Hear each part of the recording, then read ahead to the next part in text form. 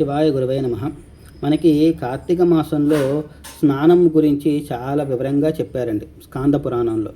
ఏ విధంగా చెప్పారంటే, స్నానం చేయకుండా చేసే ఏ కర్మ అయినా సరే ఏనుగు తినిన వెలగపండులా నిష్ఫలమే అవుతుంది. అందులో మనకి ప్రాతస్నానం అనేది కంపల్సరీగా ప్రతిరోజు చేయవలసిందే. అయితే ఒక్కోసారి కొన్నిసార్లు కుదరదు పక్షంలో ప్రాతస్నానం చేయని వాళ్ళు సూర్య సంచారం కల తుల, కార్తీక, మకర, మాఘ, మేష, వైశాఖ మాసాలైనా సరే చేయాలి.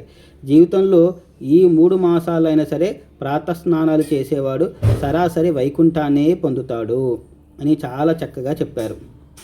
అలాగే ఈ స్నాన సంధ్యాదుల గురించి చాతుర్మాసాది పుణ్యకాలాల్లోనూ చంద్ర సూర్యగ్రహణ పర్వాల్లో కానీ స్నానము చాలా ప్రధానం.